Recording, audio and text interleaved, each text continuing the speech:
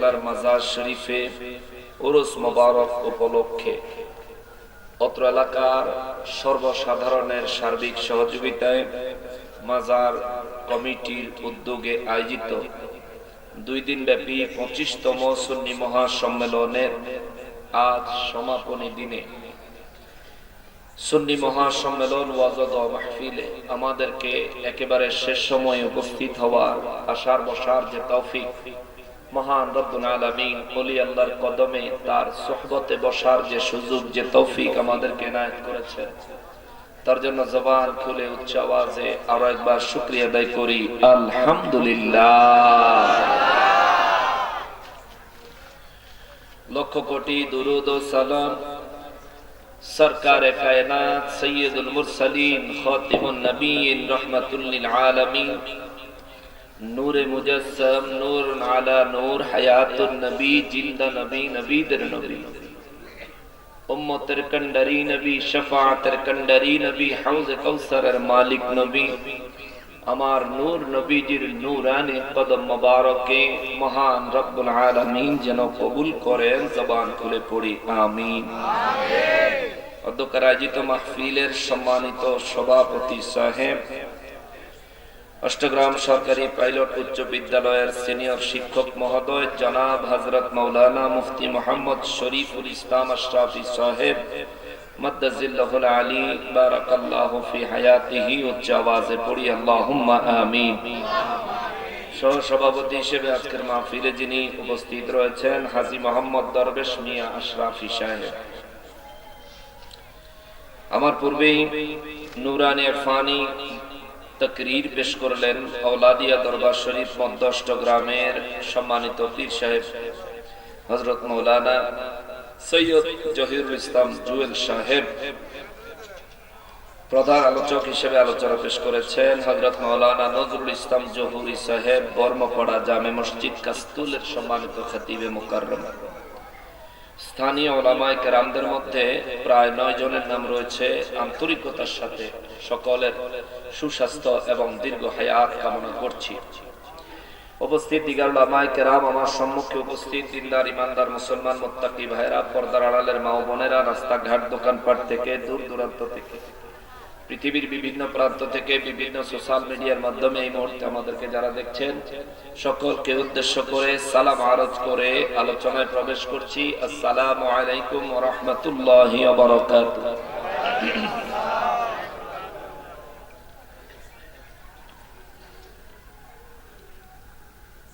সম্মানিত হাজিরিন, একটু প্রাণ ভরে আলোচনা করার ইচ্ছা আছে। যদি আপনাদের তাওয়াজ্জু ঠিক থাকে, স্টেজে যারা আছেন আমাকে যদি একটু সহযোগিতা করেন, ইনশাআল্লাহ আল্লাহর ওলির কদমে বসেছি, আজকে রহমত এবং বরকত নিয়েই ফিরবো। আল্লাহ কবুল করেন, পড়ি আমিন।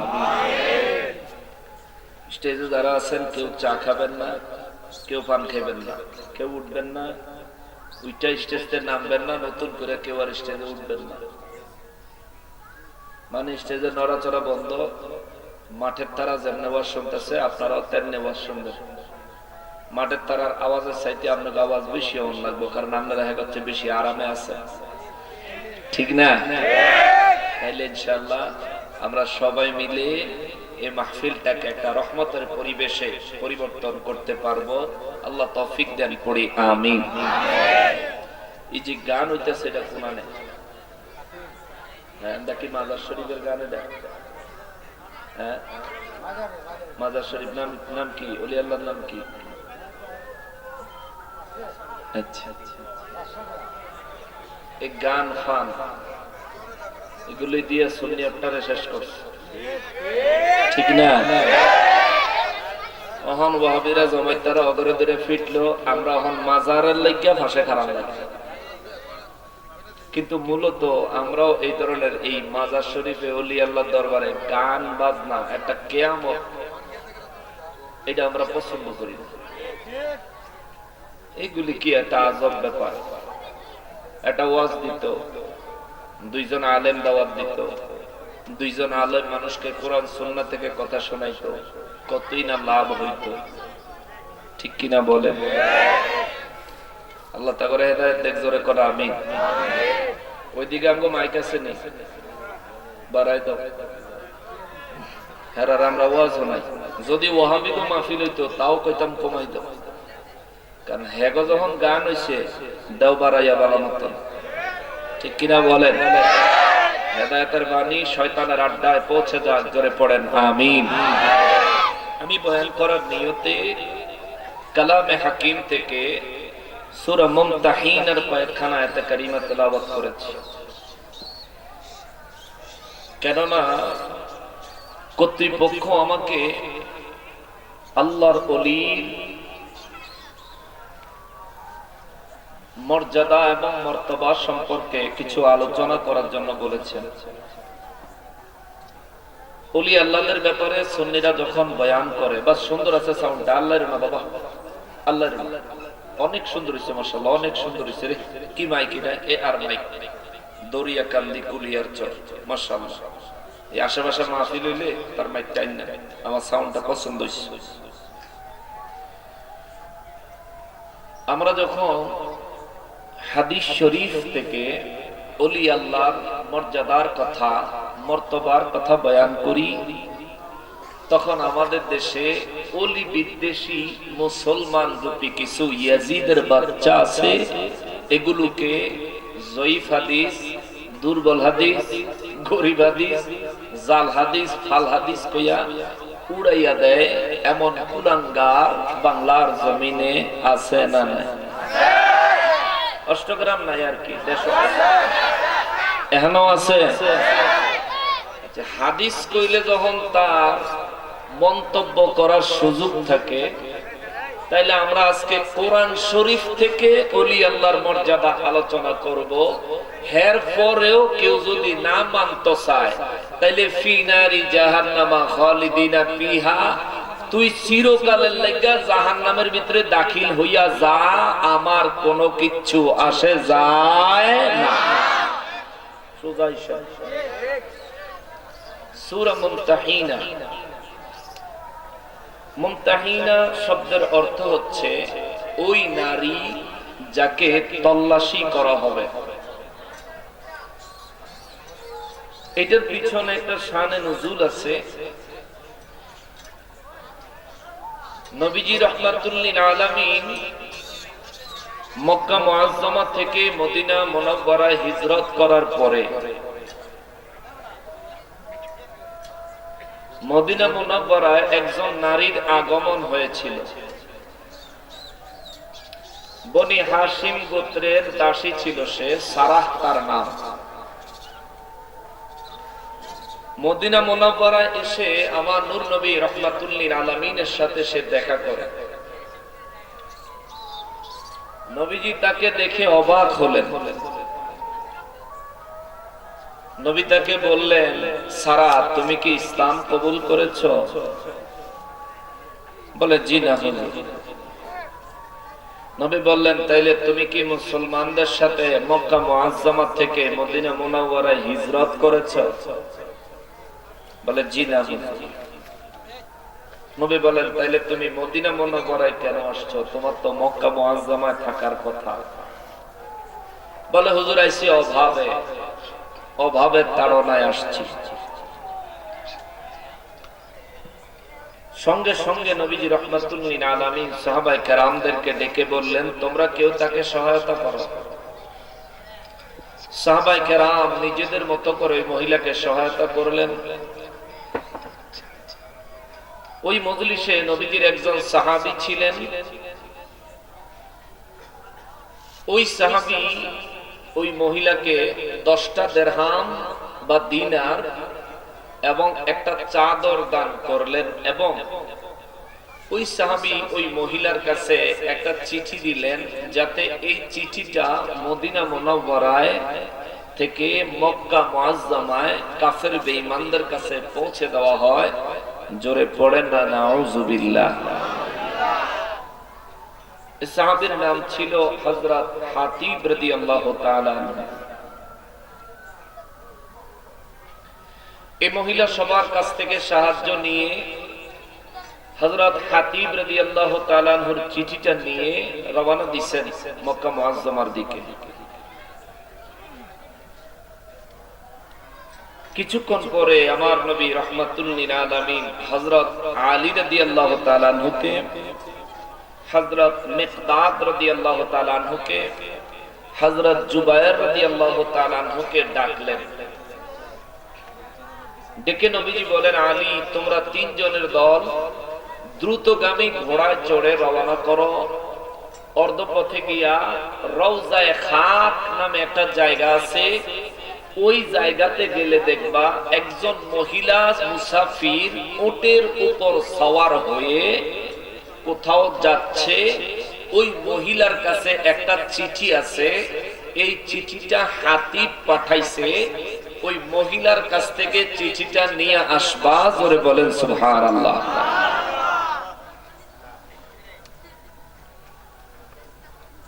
হযরতে হাতিব রাদিয়াল্লাহু তাআলা আনহু ওই সারা নামক মহিলার কাছে চিঠি দিলেন। আমার নবী রাহমাতুল লিল আলামিন দেখা দেয় নাই। বেডি মানুষ একটু বেশি ডরায় না, জামাইল লোকের কাছে একটু বেশি করে আর কি। হ্যাঁ, অনেক সাহস, কিন্তু বাড়তিটা বন্ধ করে যদি ভাউ কন তাহলে দেখবেন ডরায় শিক্ষা দিয়ে একবারে টাক দিয়ে থাকবো। ঠিক কিনা বলো? এমনি খুব সাহস জামাইল লোকের কাজে করবো, দেখবেন বাতি বন্ধ করে খালি ভাউ করবেন, তো দেখবেন সাহস কই গিয়েছে। হযরতে আলী রাদিয়াল্লাহু তাআলা আনহু তলোয়ার খুলে যখন দেখাইলেন, আলী রাদিয়াল্লাহু তাআলা আনহুর তলোয়ারটা ছিল এত বড়, এত মজবুত, ওই তলোয়ারটা দেখলেই মানুষের ভয় লাগতো। তলোয়ার দিয়ে একসাথে কোপ দিলে আমার মনে হয় 10-12 জনের মাথা একসাথে কাইটা যাইব। আল্লাহু আকবার। যে তলোয়ারের নাম ছিল জুলফিকার, জুলফিকার তলোয়ার। আলী রাদিয়াল্লাহু তলোয়ার দেখে বেচারি মারাত্মক ভয় পাইছে। ভয় পায় কয়, রাখেন, খুব দিয়ে না দিতেছি। মাথার চুলের খোপা থেকে বের করে আলী রাদিয়াল্লাহু তাআলা আনহুর কাছে চিঠিটা দিয়ে দিলেন। আলী রাদিয়াল্লাহু ওই চিঠিটা নিয়ে মদিনা মুনাওয়ারায় চলে আসলেন। এই যে আলী রাদিয়াল্লাহু ওই মহিলার কাছ থেকে চিঠিটা আদায় করেছেন, এই ঘটনাটাকে উল্লেখ করে আমার আল্লাহ সূরা মুমতাহিনা নাযিল করেছেন। জোরে বলেন সুবহানাল্লাহ। চিঠির তারপরে কি হইল জানা দরকার আছে নি? জানামো জানামো।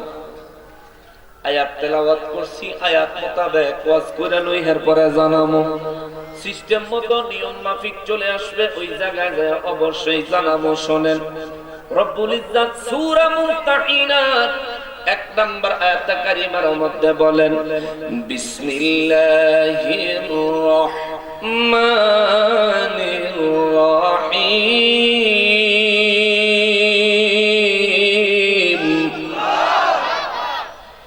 ইয়া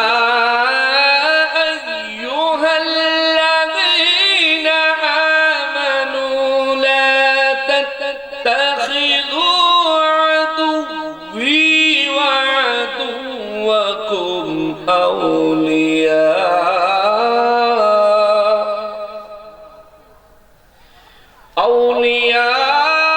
তুলকুনা ইলাইহিম বিল মাওয়াদ্দাহ। আওয়াজ করে বলেন আল্লাহু আকবার। রব্বুল আলামিন বলেন, ইয়া আইয়ুহাল্লাযীনা আমানু, হে ঈমানদারের দলেরা রে, লা তাত্তাখিযু আদুওয়ি,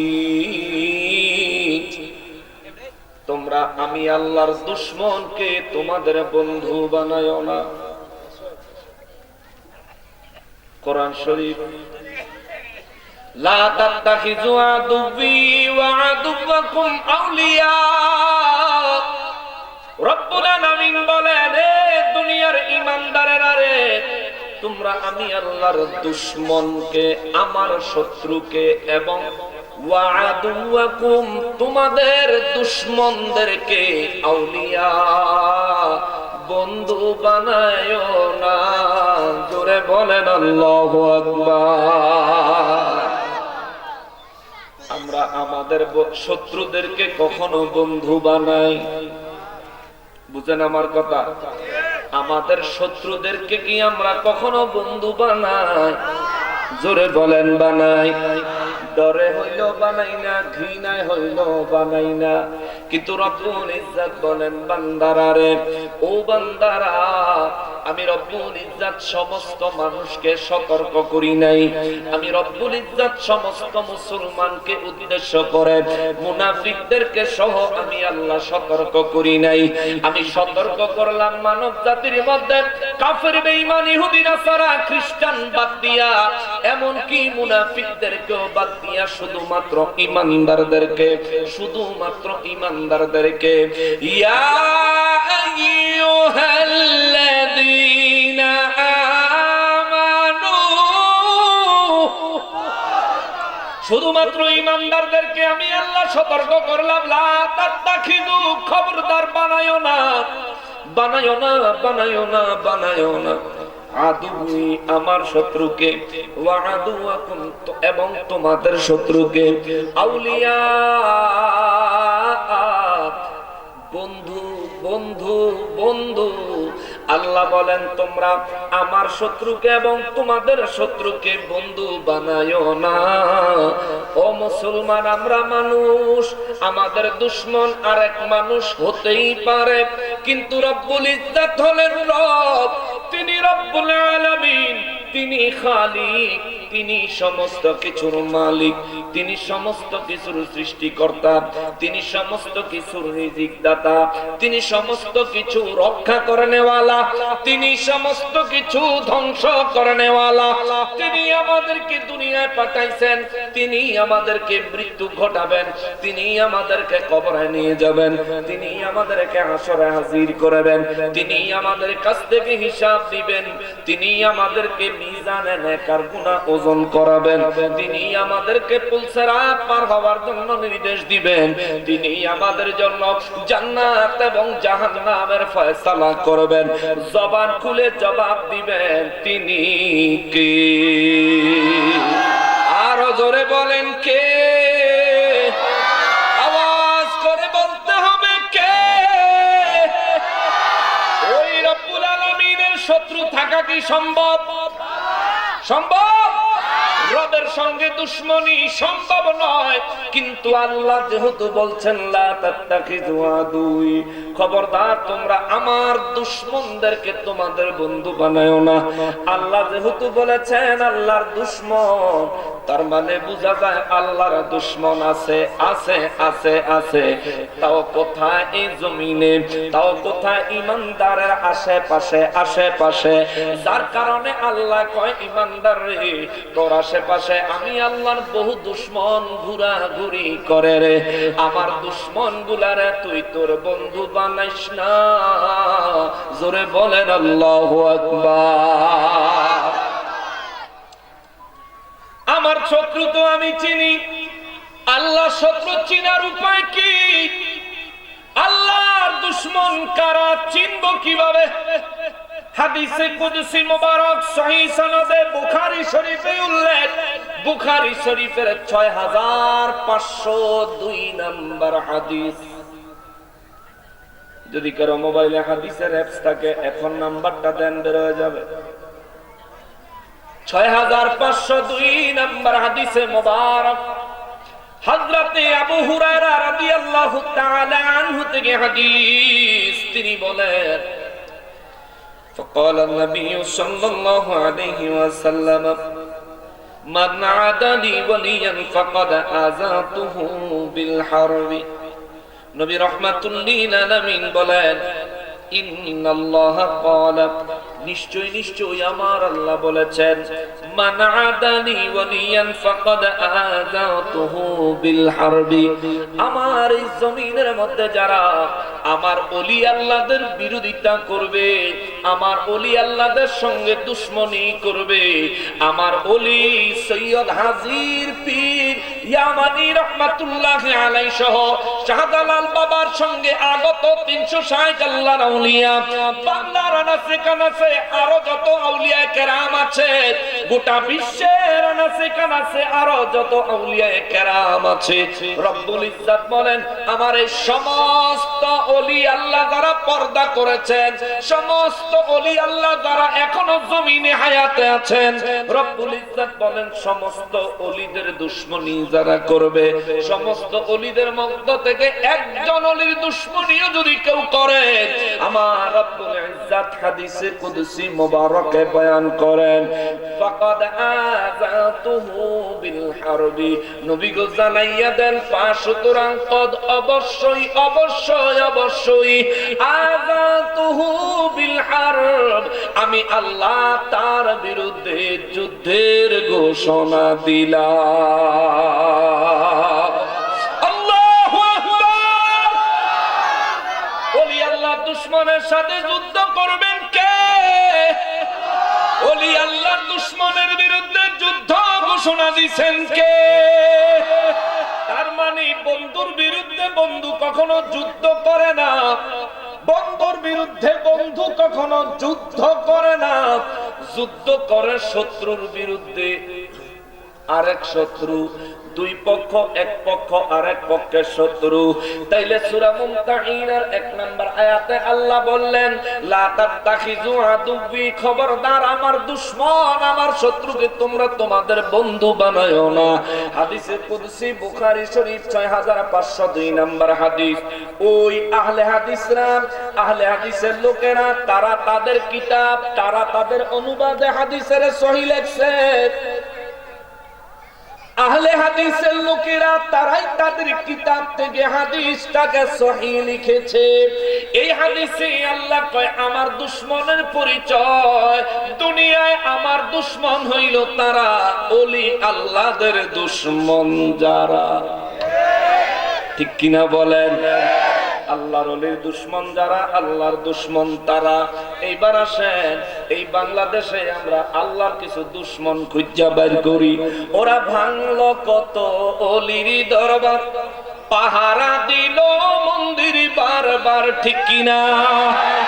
ওরা ভাঙলো কত ওলির দরবার, পাহারা দিল মন্দির বারবার, নবীর তাজিম হারাম মানে মূর্তির তাজিম ভালোই জানে, ঠিক কিনা?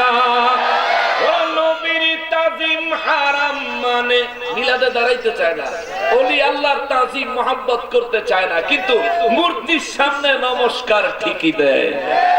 ওরা নবীর তাজিম হারাম মানে মূর্তির তাজিম ভালোই জানে, আবার গীতা পড়ে কি মধুর, ঠিক কিনা? চোরের গোষ্ঠী চোরের মেলা মিলাইছিল মুর্শিদপুর, জাতির কাছে প্রমাণ আছে, জাতির কাছে প্রমাণ আছে, ওয়াহাবিরা গুরু সুর। বেশি হয়ে গেছে গা আমাগো বাড়ি করে তোমরা চুরিদারি ডাহাতি কইরা সেরে লেবা, আমরা কইতামও পারতাম না। ফকিন্নির পোলা, এই দেশ তোর বাবার একা নয়, আমারও সমান অধিকার আছে। এই দেশ অলিদের দেশ, অলি আল্লাহর প্রেমিকদের অধিকার সবচাইতে বেশি।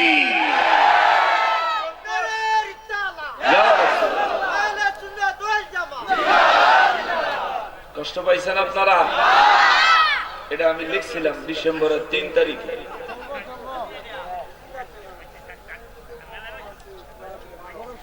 এটা আমি লিখছিলাম ডিসেম্বরের 3 তারিখে। অতি দুঃখী।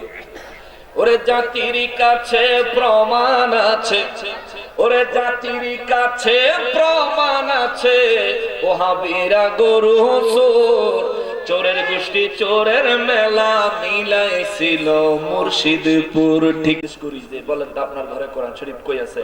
এখন অনেকে বাইরে ফোন করে এরপরে জিগাইতে হবে, আবার যারে ফোন করবো হ্যাঁ আবার সারা ঘরের ভিতরে 3বার রাউন্ড দিয়ে বিছড়াই দিব কোরআন শরীফটা কই আছে, ঠিক কিনা বলে? আমরা মুসলমান, এটা আমাদের হওয়া উচিত ছিল না।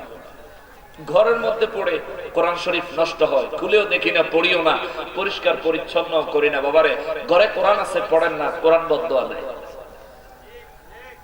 এখন কইবেন বলে হুজুর ঘরে যখন বদদোয়া দেয় তাহলে নিয়ে মসজিদে থুইয়াইয়েন, ঘরের ভিতরে জিন ভূত আইব, জিন আইব, ভূত আইব, ফেতনি আইব। ছোট পোলা বাইন থাকলে যাইতে ধরবো, আর বেডি করে নাফাক অবস্থায় ফাইলে দিব যাইতে ধরিয়া করেন। আপনি জানেন একটা কোরআনুল কারীম মুমিনের জন্য কত বড় নিয়ামত। আল্লাহ বলেন ওয়ানুনাজ্জিলু মিনাল কুরআনি মা হুয়া শিফাউন ওয়া রাহমাতুল লিল মুমিনিন। আমার কোরআন মুমিনদের জন্য শিফা এবং রহমত। জোরে কোন সুবহানাল্লাহ। এ মুসলমানেরা রে, আমার পেয়ারা নবীর উম্মতেরা রে, কুরআনুল কারীমে সূরা মুমতাহিনার কথাগুলিও আমার আল্লাহর হাদিসে কুদসি বুখারী শরীফের 6502 নম্বর হাদিসে মোবারকের কথাগুলিও আমার আল্লাহর। কোরআনের কথাগুলো আমার আল্লাহর, হাদিসে কুদসির কথাগুলিও আমার আল্লাহর। বাবারে, এই হাদিসে কুদসি মোবারক সহিহ আমার নবী বলেন ইন্নাল্লাহা ক্বাল, নিশ্চয়ই আমার আল্লাহ বলেছেন।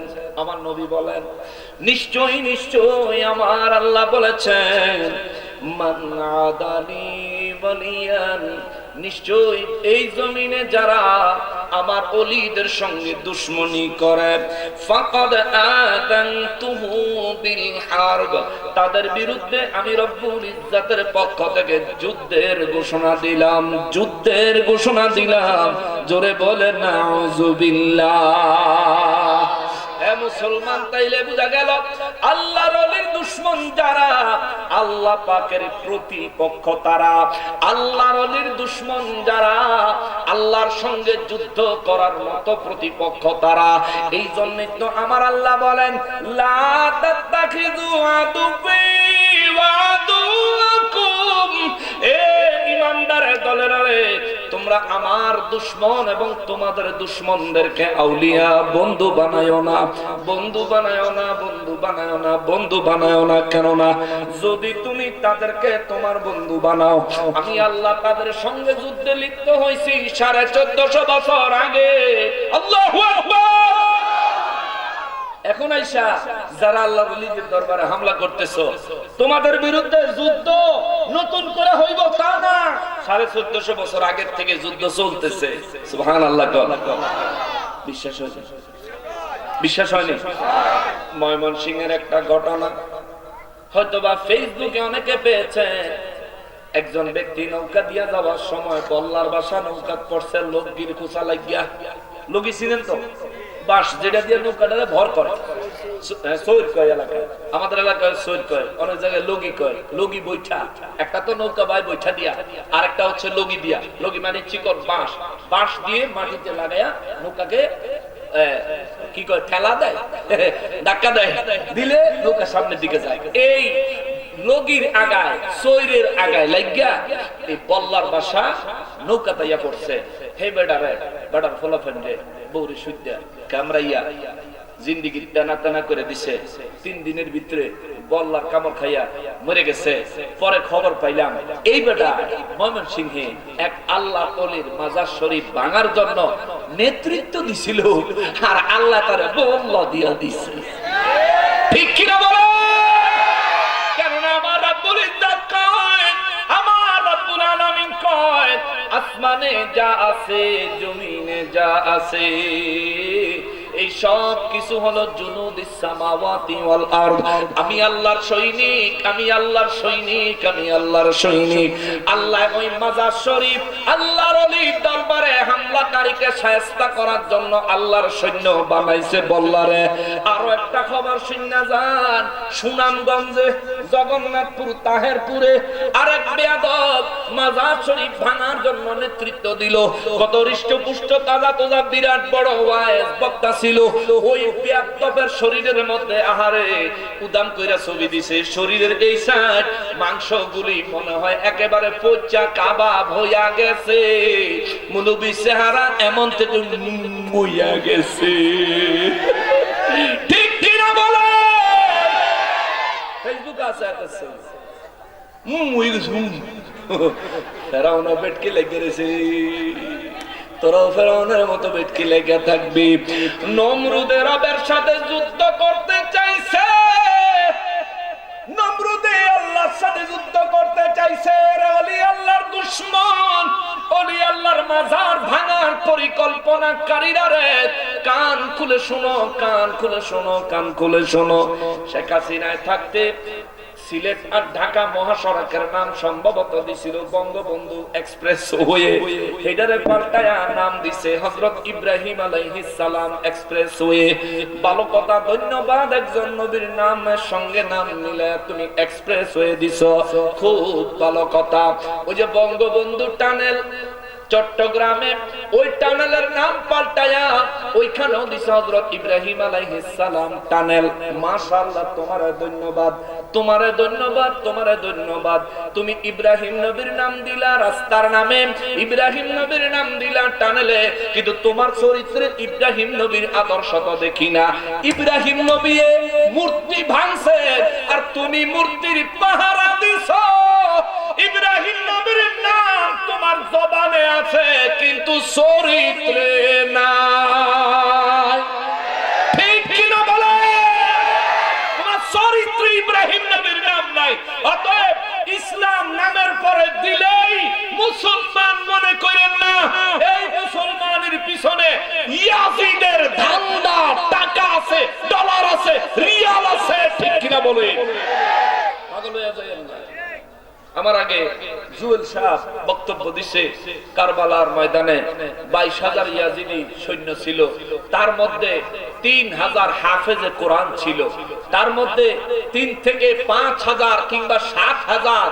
মুফতি ছিল মুফতি হইয়া কোরআনের হাফেজ হইয়া নবীর বংশের গলায় যারা ছুরি চালাইছে আজকে যারা আল্লাহর ওলির দরবারে আক্রমণ করতেছে এরা সেই ইয়াজিদের প্রেতাত্মা নইলে এমন ভয়ঙ্কর কাজ করতে পারতো না ঠিক কিনা বলে ওই বেয়াদব ইয়াজিদের প্রেতাত্মা মনে রাখিস ইয়াজিদের মরণের খবর তো হয়তো জানোস না ইয়াজিদ যে মরছে ইয়াজিদের শরীর পচা কইলা এরপরে মরছে মরার পরে কেউ খবরও পায় নাই ইয়াজিদের দেহ পচা যখন গন্ধ বেরিয়েছে এলাকার মানুষ যখন গন্ধের লেগে থাকতে পারে না তারপরে গিয়া কয় দেখি বেয়াদব মরছে নি যাই দেহ মইরা বেটকে লেগে রইছে আশেপাশে কটা মদের বোতল ফুরে দিছে এরপরে কোন রকম এটারে দইরা আলগায়া নিয়া ওই যে মুরগি মরে গেলে হাঁস মরে গেলে যেমন মানুষ নিয়ে দিতেছে বুঝছেন না কোন রকম নিয়ে হালাই দেয় না কথা না যাবে করে খায় কোন রকম এটা হালাই দেয় এমনি ভাবে ইয়াজিদটা বেয়াদবের হালাইছে এই বেয়াদবের পক্ষে আজকে যারা বড় টুপি মাথার দিয়া মিডিয়ার মধ্যে বসে বসে বলে ইয়াজিদ রাদিয়াল্লাহু তাআলা আনহু তোমার রাজি আল্লাহ যেহানো গেছে তোমারও আল্লাহ হেন নিব খালি অপেক্ষা কর আর ধৈর্য কম থাকলে মইরা দেয় যদি তাড়াতাড়ি দেখতে চাস তাহলে মইরা দেখ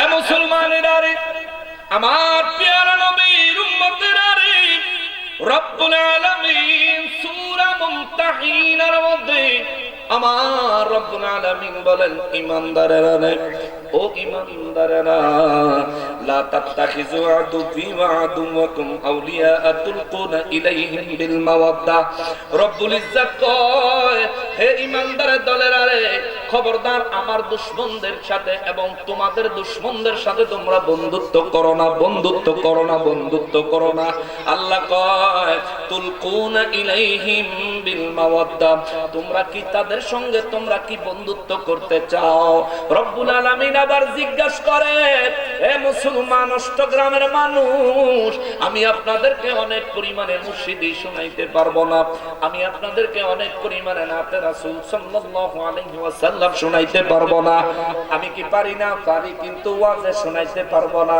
কিছু দলিল দিয়া যায় রে বাবা যদি মনে রাখেন জীবনে বাতিলের মোকাবেলায় কাজে লাগবে আর যদি মনে না রাখতে পারেন মনোযোগ দিতে না পারেন যদি ওয়াজে কান শুক কইরা বাড়িতে চইলা যান মনে রাখবেন যেমনি ভাবে আপনি আপনি সুন্নি, আপনার সন্তান আহলে হাদিস সিনায়া নিয়ে গেছে, যেমনি ভাবে আপনি সুন্নি আপনার সন্তান কওমিওয়ালারা ওয়াহাবিরা সিনায়া নিয়ে গেছে, তেমনি ভাবে মরণের আগে কোন দিন জানি শয়তানের ফাঁদে পড়ে আপনিও ঈমান হারা হয়ে যান। এই জন্য বলি বাবা, দলিলের বিকল্প নাই, ইলমের বিকল্প নাই। ইলম মানে মর্যাদা, ইলম মানে মর্যাদা, ইলম মানে মর্যাদা। আপনাকে ইলম অর্জন করতে হবে। আর ইলম অর্জনের জন্য আমার সঙ্গে একটু মনোযোগ দেন বাবা। সূরা মুমতাহিনা থেকে কিছু এমন গুরুত্বপূর্ণ কথা আপনার ইলমের মধ্যে তুলে দিয়ে যাই, আপনার কলবের মধ্যে তুলে দিয়ে যায়। ইনশাআল্লাহুল আজিজ এর উপর যদি ইস্তেকামত থাকতে পারেন, প্রতিষ্ঠিত থাকতে পারেন, ইনশাআল্লাহ আল্লাহ মরণ পর্যন্ত ঈমানের উপর কবুল করবেন। জোরে বলেন আমিন। রব্বুল আলামিন বলেন, তুলকুনা ইলাইহিম বিল মাওয়াদ্দাহ। হে ঈমানদারের দল, তোমরা কি তোমাদের এবং আমার শত্রুকে তোমরা তোমাদের বন্ধু বানাইতে চাও? কে জিজ্ঞেস?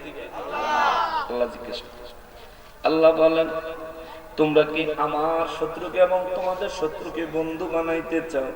ওয়াকাদ কাফারু বিমা জাআকুম মিনাল হক। অথচ এই বেয়াদবেরা তোমাদের কাছে আগত আমি আল্লাহর সত্য নবী, তোমাদের কাছে আগত আমি আল্লাহর সত্য বাণী কোরআনুল কারীম, তোমাদের কাছে আগত আমি রব্বুল ইজ্জাতের সত্য দিন, দ্বীন ইসলাম।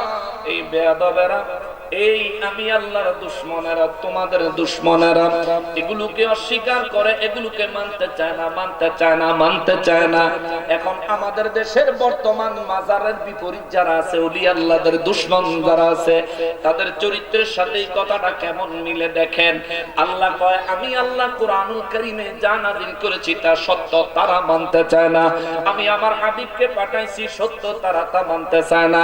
দেখেন আমার নবী রাহমাতুল্লিল আলামিন জমিনে আগমন করলেন 570 খ্রিস্টাব্দে। নবীর হায়াতে মুবারাকার বয়স যখন 40 বছর হইল, আমার নবীজি আল্লাহর নির্দেশে তখন নবুয়ত মুবারক প্রকাশ করলেন।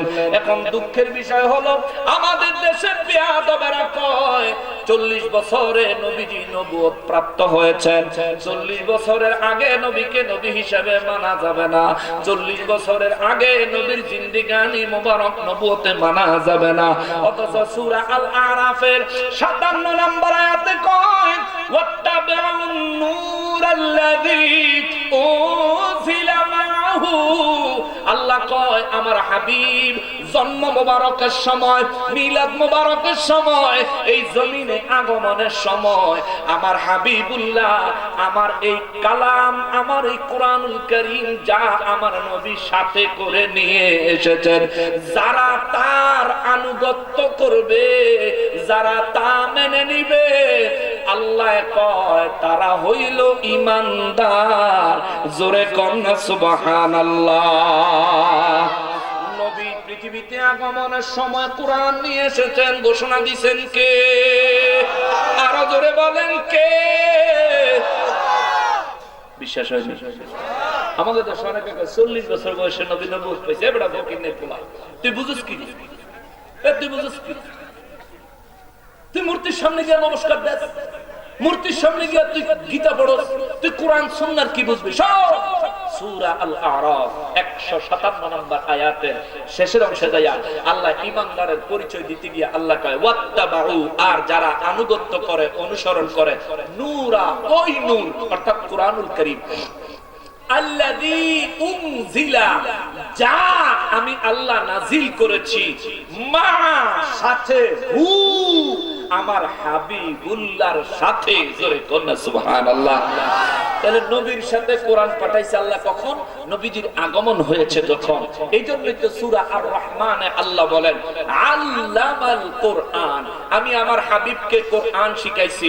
আল্লাহ বলেন নাই শুধু প্রথমে একটু, প্রথমে একটু, তারপরে একটু, তারপরে একটু, তারপরে একটু।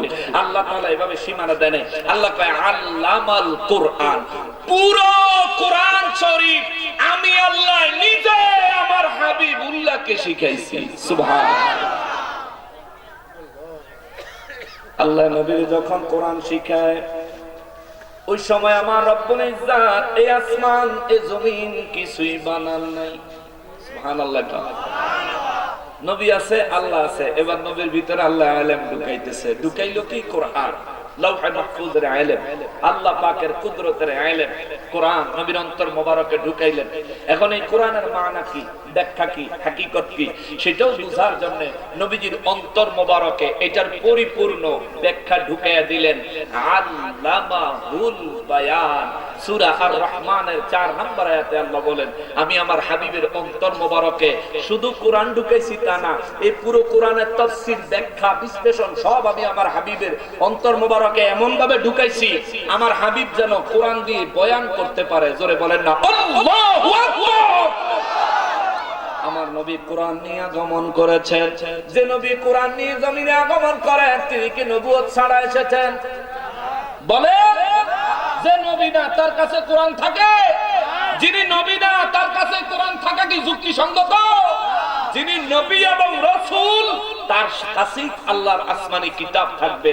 তার মধ্যে আসমানি কিতাব 104 খানার মধ্যে শ্রেষ্ঠ কিতাব কোরআন। এই কোরআন আমার নবীর অন্তর মোবারকে ঢুকাইয়া আমার নবীকে রেডিমেড নবী, আমার নবীকে রেডিমেড রাসূল বানায়া আল্লাহ তাআলা